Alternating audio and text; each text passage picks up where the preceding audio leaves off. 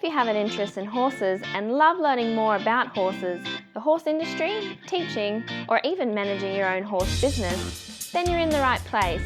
We would love you to join us on our mission, which is to improve the lives of horses around the world through the education of riders, handlers, and trainers. So get comfortable, listen in, and enjoy.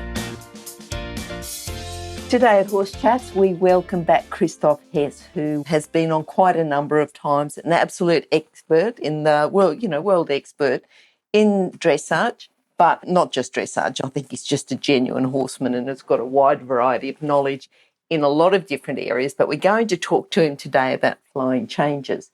Now, before we start, I just want to remind you about the motto of International Horse College, and that's people safety and horse welfare. If that's the way you feel when you're working with horses, have a look at the website, internationalhorsecollege.com, registered training organisation 31352. Now, Christoph, how are you? Thank you very much indeed. I'm happy, and I'm very much looking forward that we have our interview now.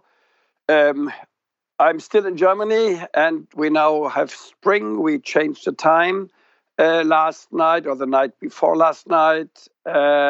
We hope that the COVID pandemic will be under control in Germany. It's just growing into the wrong direction, and we hoped after having problems here in the center of Europe with the herpes virus coming from Spain in a big international competition. Now this is, I think, here in center of Europe and the mainland under control. But we have still really huge problems with the COVID-19 pandemic. And I hope that competitions will start slowly more and more into our summer, maybe May, June, I hope. So therefore, that's a situation looking from the horse's point of view or from the horse industry's point of view. Now, Christoph, even though we've got the pandemic going on at the moment, you're still teaching all over the world.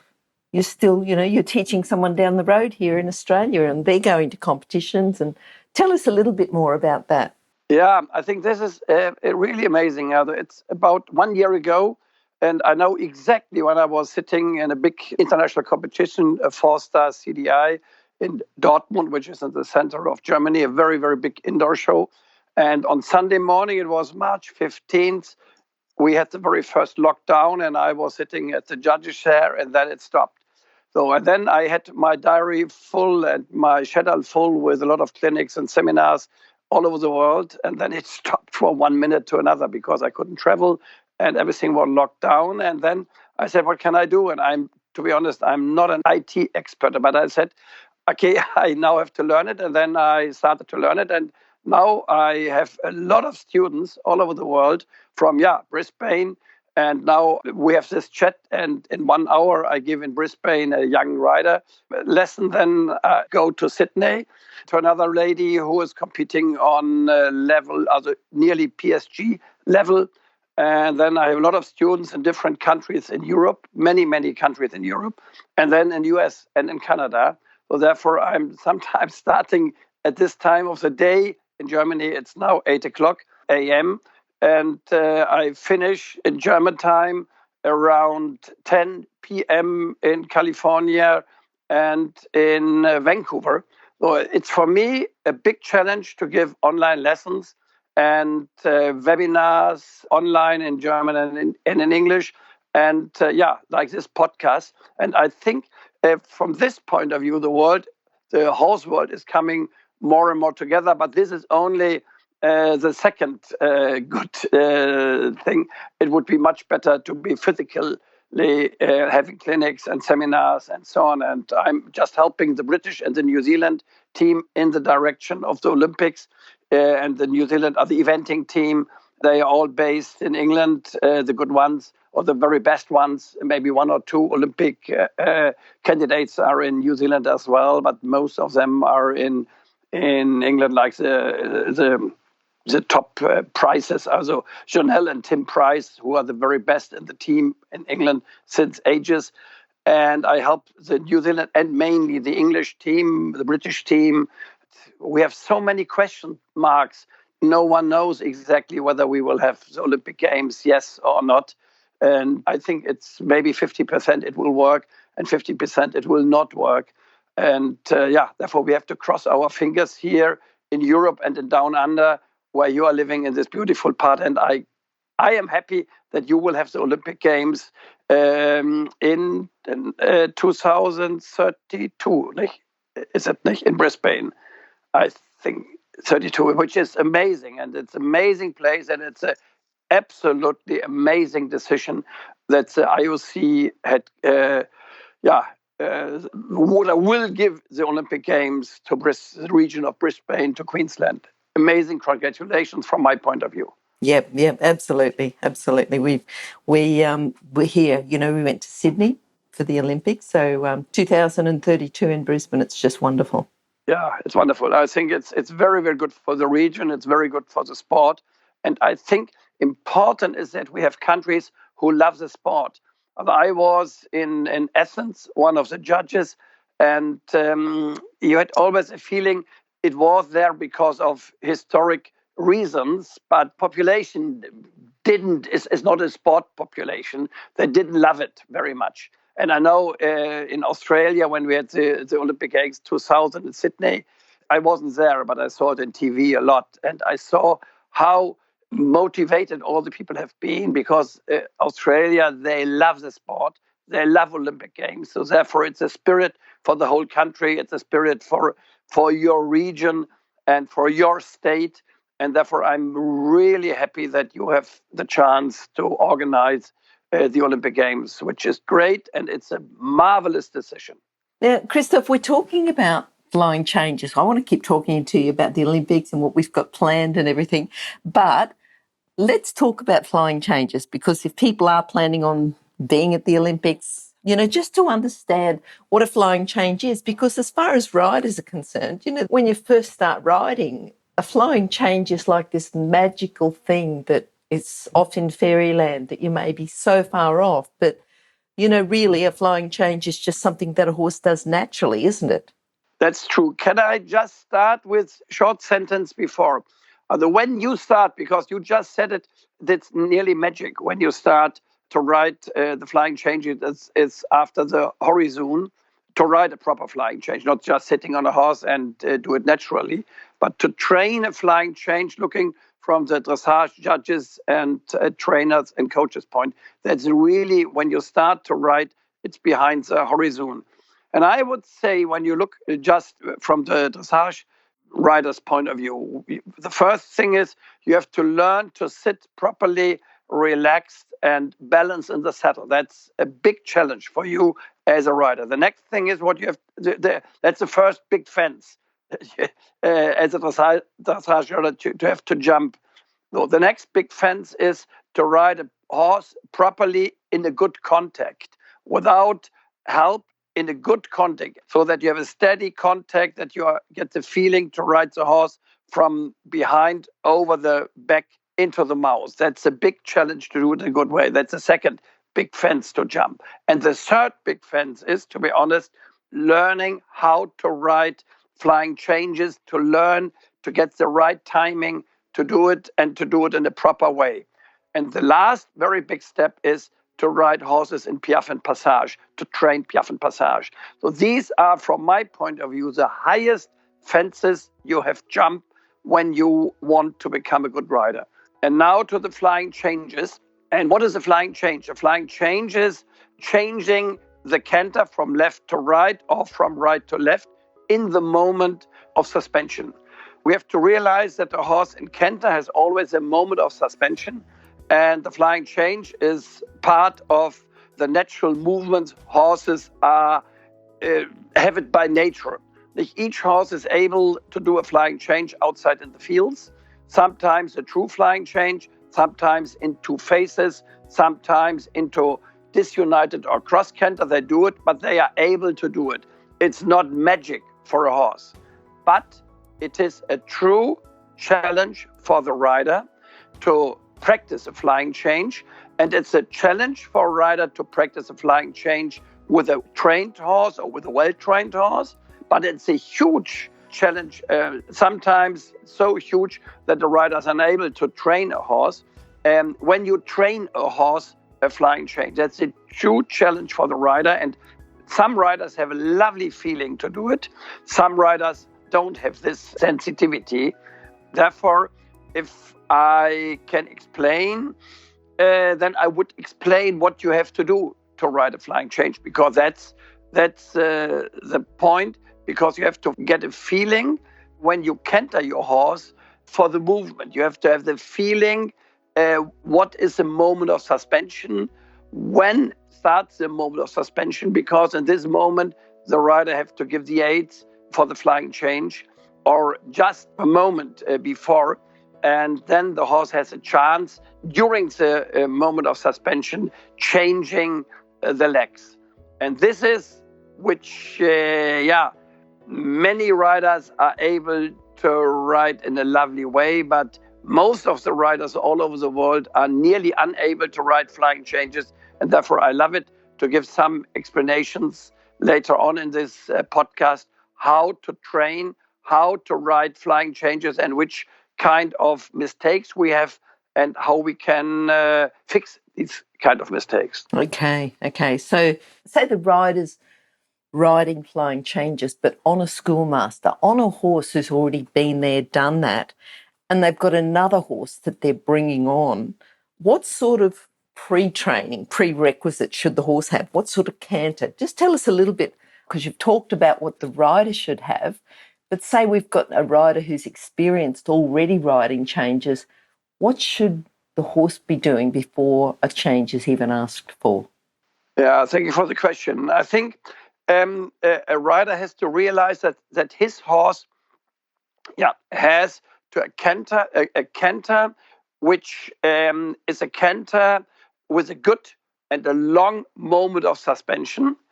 And it's a canter which is, from the rider's point of view, easy to control, which means that the rider is able to ride big canter strides and small canter strides. And now the second part of my next sentence is important, and is able to maintain a clear 3-beat rhythm. That's very important, that the horse has a clear 3-beat rhythm with a long moment of suspension, and the horse has to be able to do big and small canter strides, not fast and slow, but big and small. So this is very important, that the horse is able to do this. And then back to the feeling of the rider has to have the feeling that the horse is really active from behind. Sometimes I try to explain my students that the rider has to have the feeling that the hind legs are more active than the front legs. This should be the feeling of the rider in the saddle. So, and when he has this feeling, then he is able to ride his horse in a good collection, and is able to lengthen the strides into the direction of medium and into the direction of extended canter. And when the horse is, and this is very important, in this situation, absolutely straight. Straightness is a very important part of the beginning of riding flying changes. Straightness in combination, and then another important part of my sentence, which I want to underline, is that the horse is able to be in canter with good flexion. You need flexion, and in the handbook of the FEI, of the World Equestrian Association, it's written down that in canter, left hand and right hand, horse has to be always ridden with flexion. And to be able to flex your horse in the proper way in canter is part, in a positive way, of a good control of the horse, especially in the canter. And this is a feeling, and this is a goal which you should have before you start with flying changes. And then you have to be able, looking from the rider's point of view, able to ride very smooth transitions between medium and collected canter, and between walk and canter, canter and walk, to ride simple changes of legs, very smooth transitions into the walk, and then immediately with a 10.0 sensitivity to the driving aids from walk into canter again. And I underline again, on a straight line.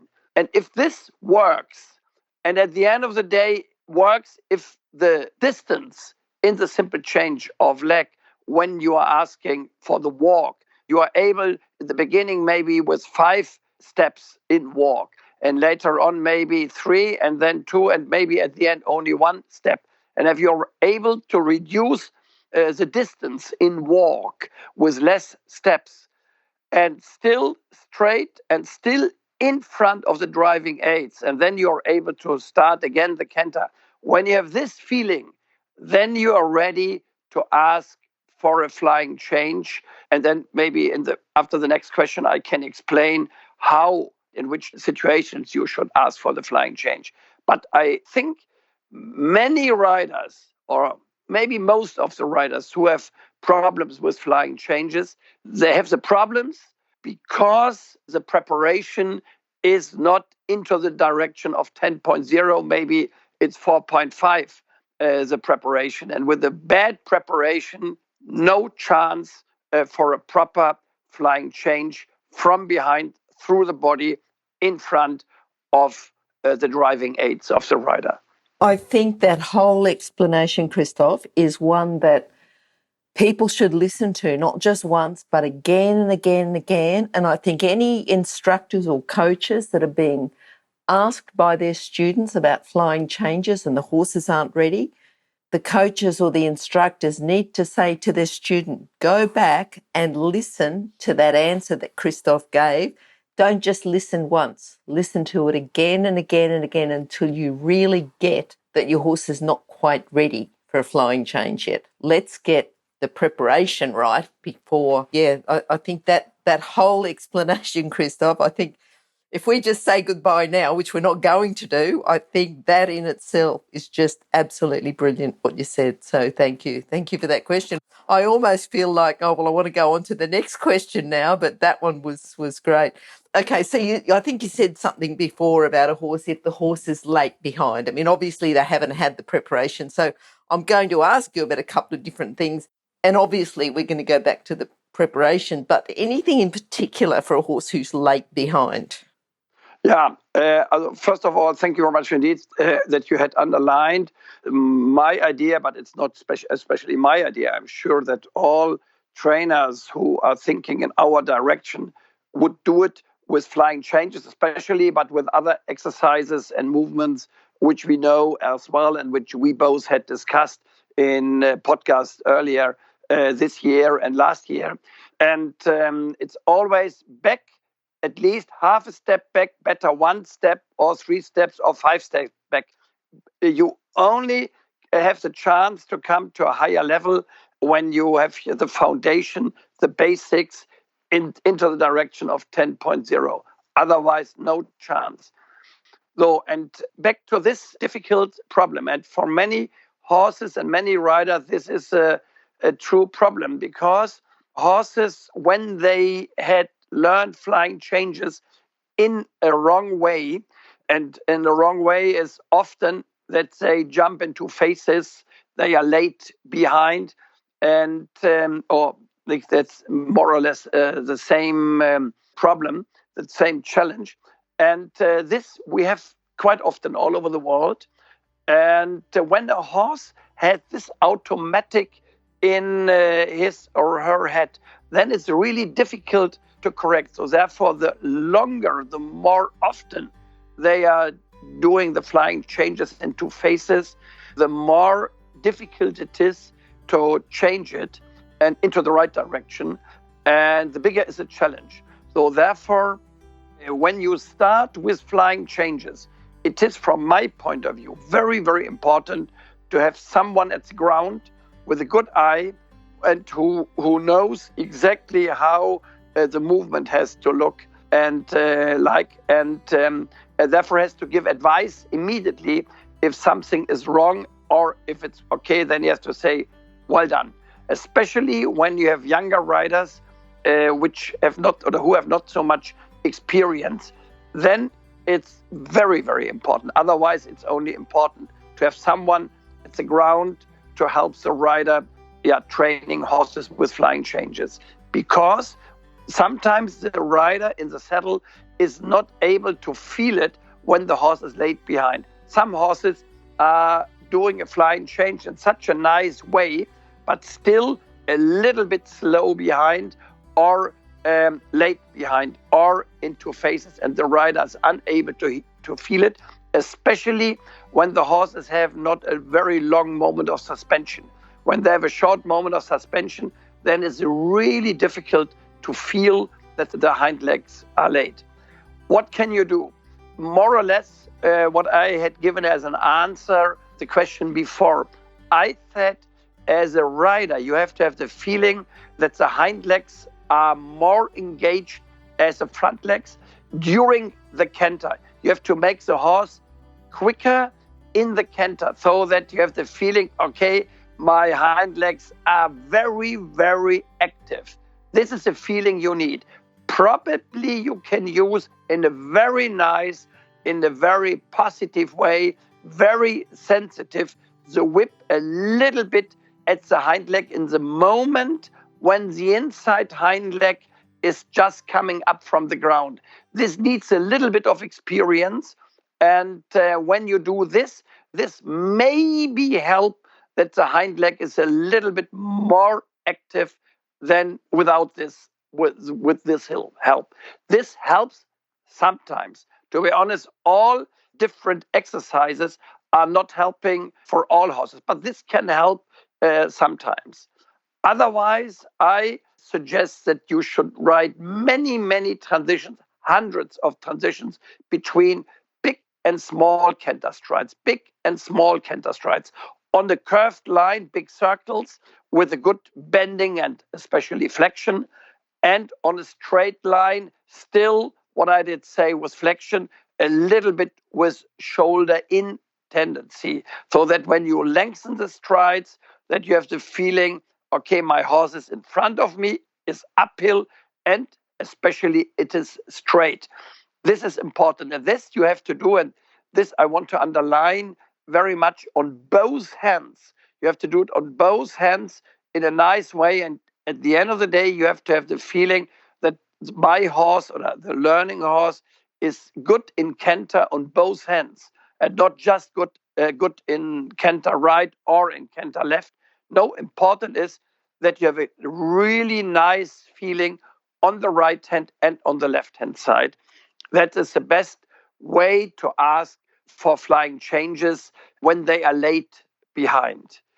Yeah, what can you do during or on the way to the flying change? I think when you, for instance, ask for the flying change on the diagonal and ask at the end of the diagonal for a flying change with a horse which is sometimes late behind, then it's good when you ride on the diagonal, when you come, as an example, from the right hand, when you ride 2 or 3 times longer and shorter strides,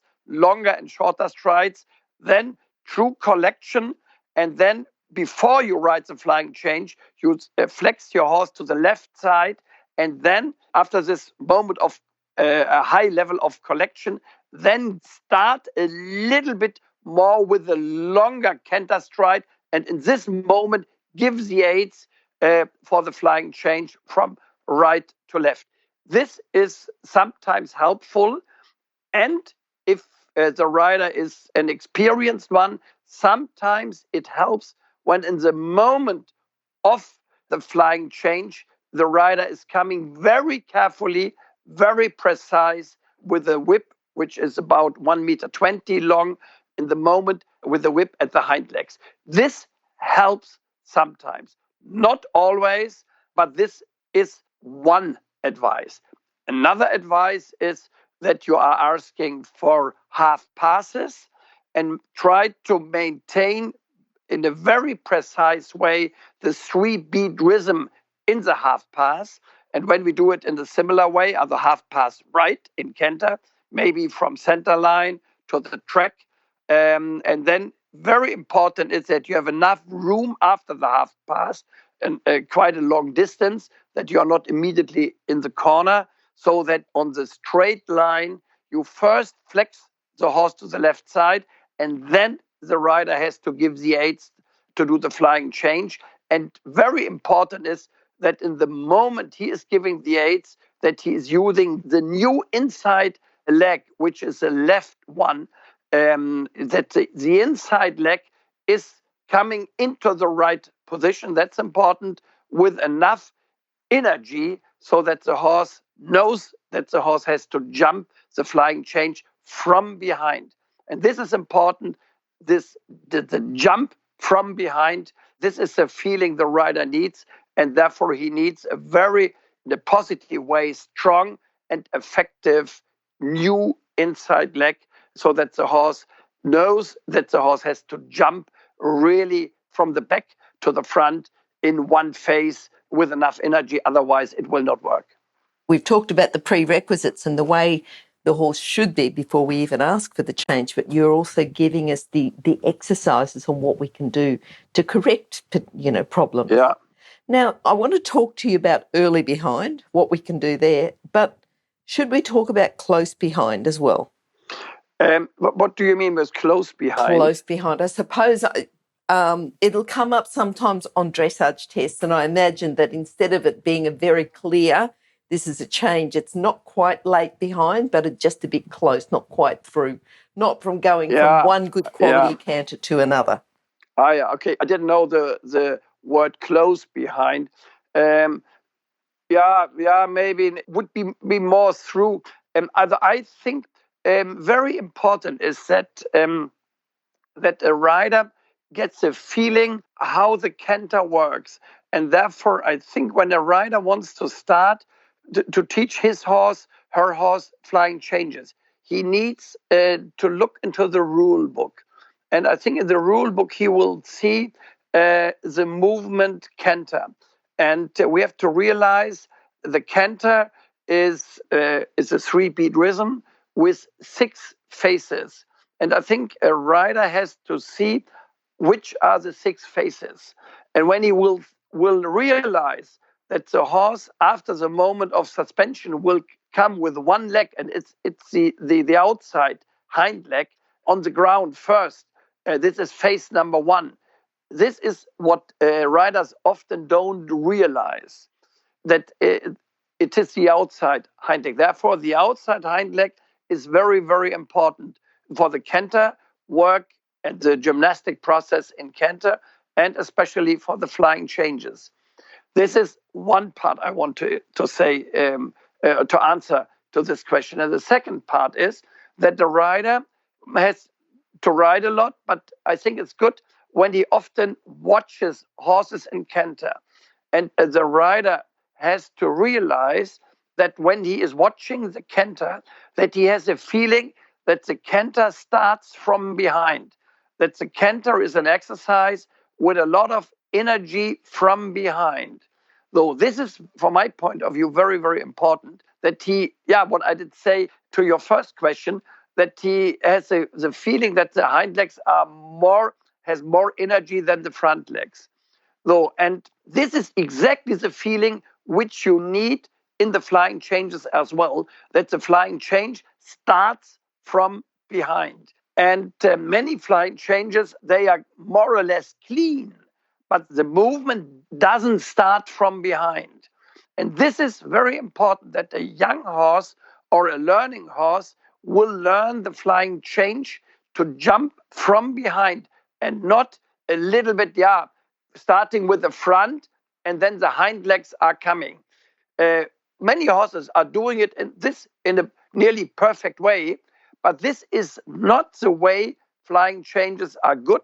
And when the horse jumps with the front leg and then a little bit later, still in one phase with the hind legs, then you have no proper prospect for the future to come into the direction of PSG, I1, I2, and GP special. So therefore, this is for me very important.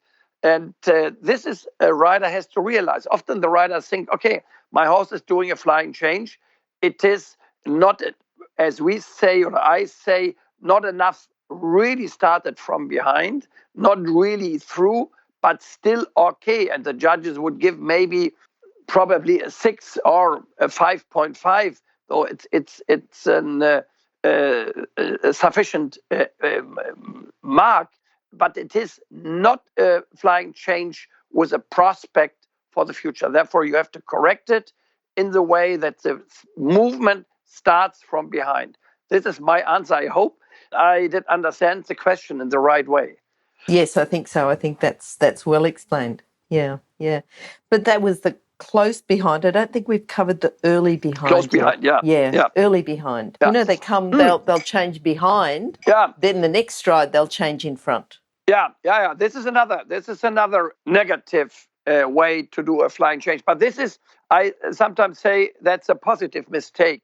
And this is what we see quite often. Or not often is too much, but from time to time. I see it from time to time in the learning process that horses are late in the front. This is, at the end, often easier to correct than late behind. Often, this is my experience, it is a problem that the horses are not enough in front of the driving aids of the rider in Canter. My advice is, I wouldn't say 100% it will work, but it works quite often, that you ride a lot of medium and extended canter, diagonals, long sides, and medium canter on a curved line, on a circle line, on a big circle. This is good to bring the horse from the rider's point of view 100% into the situation being in front of the rider's aids. This is for me very important. Often the horses are not exactly in canter, and I'm sure in walk and trot as well, not exactly sensitive in front of the rider's aids. This is for me important, that the horse is really in front of the rider's aids. And when you do this, often quite easy to correct when the horses are late in the front. Really good. You know, different exercises for different problems. It just, Yes. There is not one exercise which works for all horses with all different problems or challenges. It's not a problem, it's a challenge. And this makes therefore it's important to have a trainer or a coach who gives advice and a little bit you have to learn a bit with trial and error. Sometimes this works, sometimes this works, sometimes from left to right this works, from right to left this works. So therefore you have to be flexible, but you have to do it quite often to get the feeling, does it work or doesn't it work? And for me, very important is that you always ask from the rider's point of view, what can I do better? Most of the situations which we have is a challenge for the rider, because many riders, they don't sit properly, their aids are not clear for the horse, therefore it's often a challenge, a problem of communication between the rider and his or her horse, and this is the biggest challenge. Therefore I said in the beginning of our podcast that the training flying changes is one of the biggest challenges for each rider. And the why question comes now, and the answer is because of the timing. The rider needs a very special feeling for the timing when he or she has to give the aids. Very precise, with the legs in the right position, with the seat bones in the right way. And this has to be exactly in a part of a second. And if you do it in this part of a second, it works. If you do it a tiny bit too early or too late, it doesn't work. And this makes life difficult training flying changes. Again, that the challenge is to get a feeling for this timing.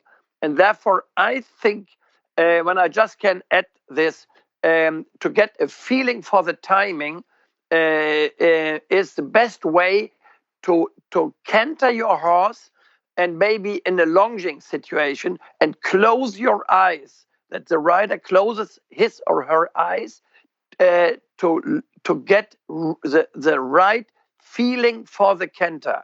The feeling for the canter, for each canter stride, is the best way to learn how the timing is, or what is the right moment to give flying changes. So that's important. You can't get the feeling for the timing during the flying change. You have to get the feeling for each canter stride, and the more familiar you as a rider you are with each canter stride, the better you get the sensitivity, or the easier you get the sensitivity for the right timing to ask for flying changes. Yeah, I think it was really good that we talked about what the rider needs to do as well. And so important, so important. What about we've got a horse now who was going well, then started to rush the changes? What's brought that on, or what can we do there? Mm-hmm. First of all, I looked back to the rider. This is often a problem, that the rider is too much using the reins, so that the horse get tension before the flying change. And often it's a mental problem of the rider, because many riders think, oh, I'm not good with flying changes, and I'm not sure, and I don't know my timing good, and I don't know how I have to give the aids, and therefore the riders are afraid. And horses are very, very sensitive animals, especially when they have a high level of sensitivity. The more level, the better their sensitivity is, the more sensitive they are when the rider is afraid. And when the rider is afraid, then they are tense. And in this situation, they rush away and they do other stupid things. And the rider then uses the reins, and in a maybe not very nice way. And then at the end of the day, the horse is afraid, not because of the flying change. No, the horse is afraid because of the rider's reaction. So therefore, I think my feeling is that very often when we have this problem, which you had asked for, or you had described just when you had asked the question, is not a horse problem mainly, it's a rider's problem. And the horse is afraid of the rider's reaction. And therefore, the horse is tense and is rushing away, and so on. What can we do? First of all, the rider has to be really quiet. And when he goes to the flying change, or before he starts the flying change, he should canter his horse or her horse on straight lines, on curved lines, and should canter the horse and give and retake the reins quite often, so that he or she has a feeling, okay, my horse is independent from the bit, is doing a good job. I have the horse in front of me. I am the boss in the saddle, but not using the reins, but using my body in the right way. And I have the horse really and truly in front of my driving aids. That's the goal you need, or that's the level you should have before you start with the flying changes in this situation again. And then you should do this at different places. When you do it always at the same place, then the horse is at the end of the day afraid and knows, okay, always at K or at F or at M or at H, I have to do the flying change. And whenever the rider comes into this direction, the horse is confused, is tense, and is disobedient. And therefore, you should do this maybe at different places in a nice way. Maybe the rider should change his position between half point seat or light seat and proper dressage seat, so that the rider knows I need a whole level of relaxation, a good level of relaxation during my whole training session.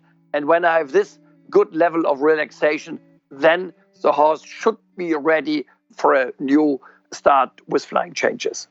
So say we've got our horse now. Any challenges that may have happened? We've got the rider has got the feeling for the movement, the horse is going well, doing some very nice changes.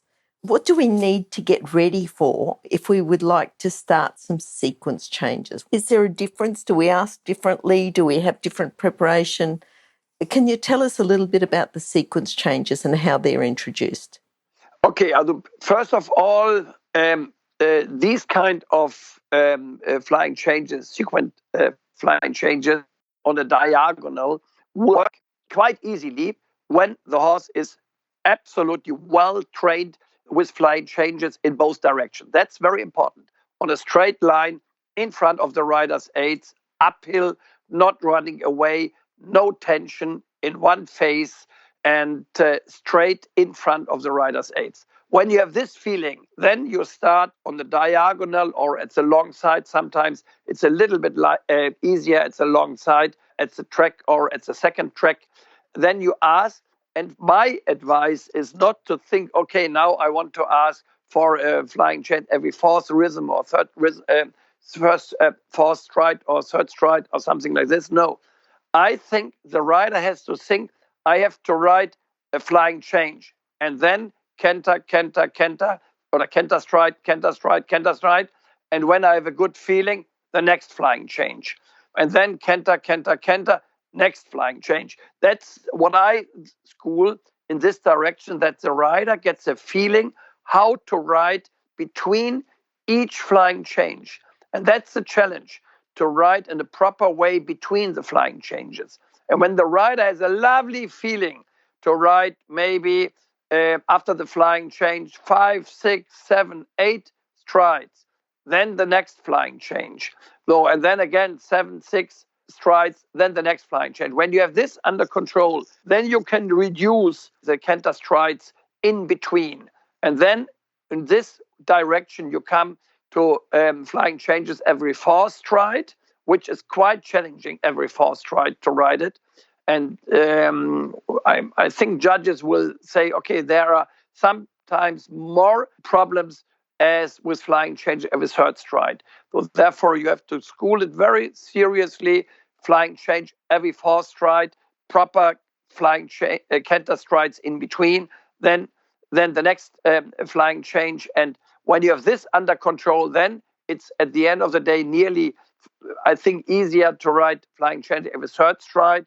And when you have this under control and the horse is really sensitive to the rider's aids, then it's not so difficult to ride flying changes every second stride. Important is that each flying change and each canter stride has to be done in a good way, with quite a long moment of suspension, straight and especially well relaxed, with a good uphill balance in front of the rider's aids.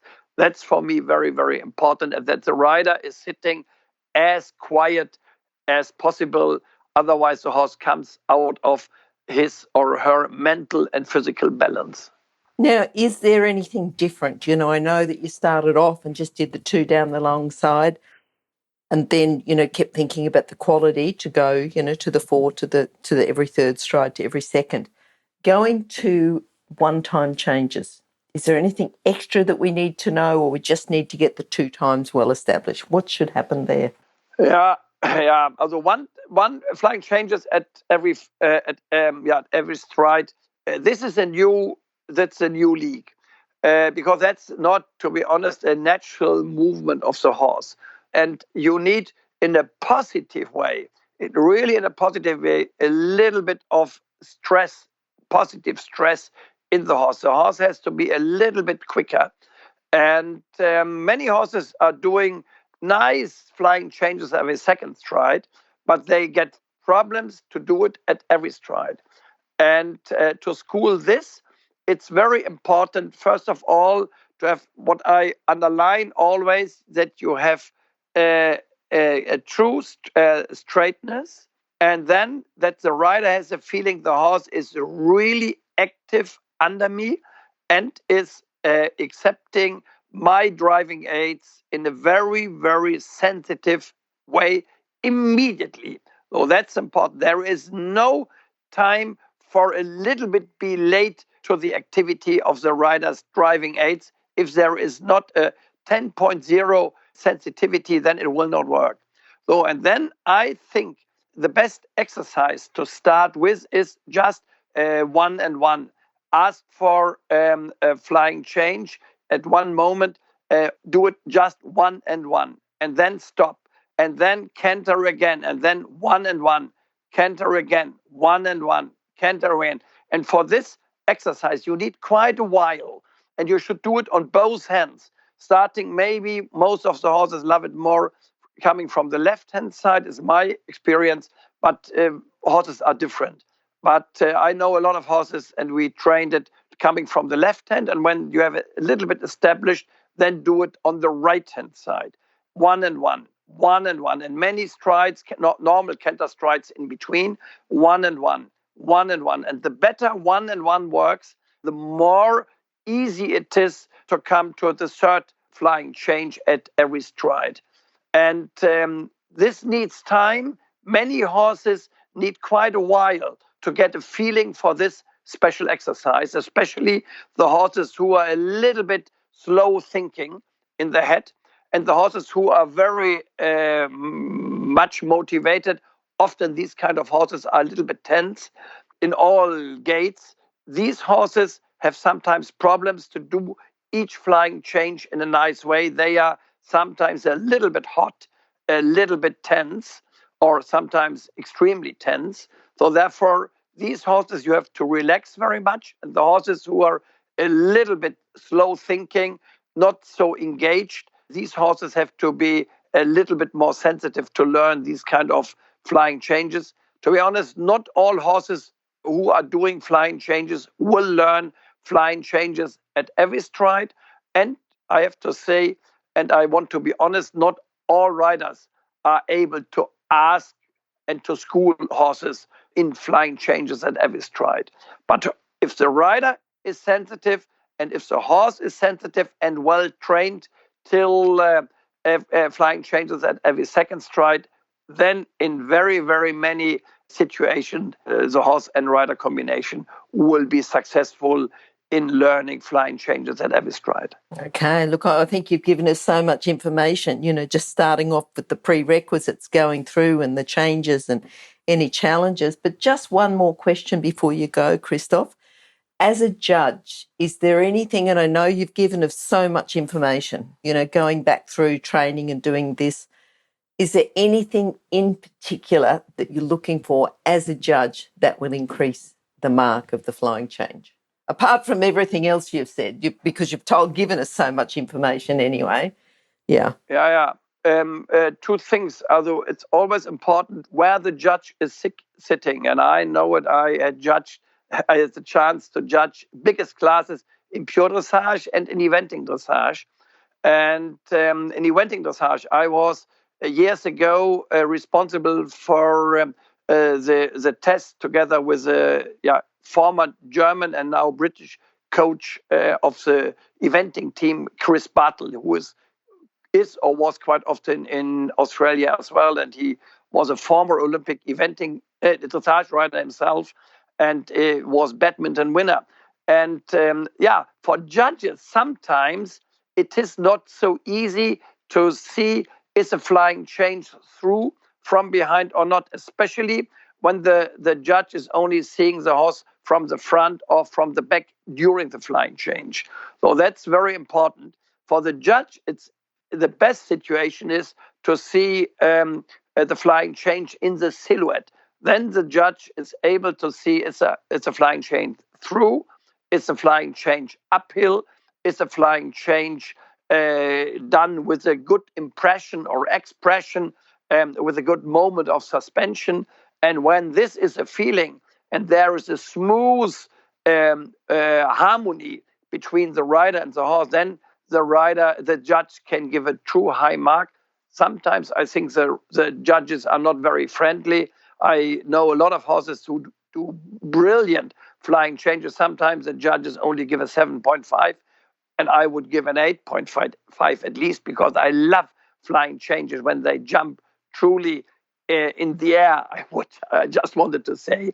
But this is good to see when you see the silhouette. It's more a challenge to give good marks and really high marks when your horse only sees the hind legs, the horse from the back or from the front.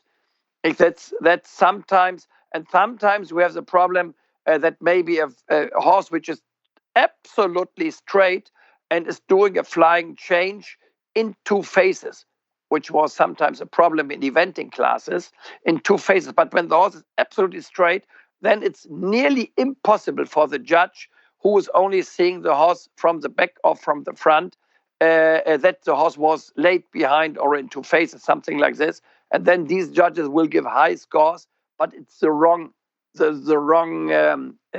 mark. But this is because of the position of the judge. So therefore, I think we as spectators have to be careful when we say, oh, the judge has no knowledge. This is sometimes a problem when you see the flying change not in the silhouette, then you can give the wrong mark. Okay. Look, Christoph, I know that your time is short. I know you're about to do an online lesson for someone down the road. But before you go, just like to remind everyone that if you'd like to get Christoph's contact details, especially if you're interested in the online lessons that he does, horsechats.com, search for Christoph, search for Hess. Otherwise, Christoph, what's the best way to catch you? Yeah, also when you like, you can send me a text or a chat. I can give my phone number, and I'm available via WhatsApp, or I have a homepage or a messenger via Facebook. But my phone number is, maybe this is the easiest way, +49 for Germany, then 170, and then 8519323, or my email address is ch@Christoph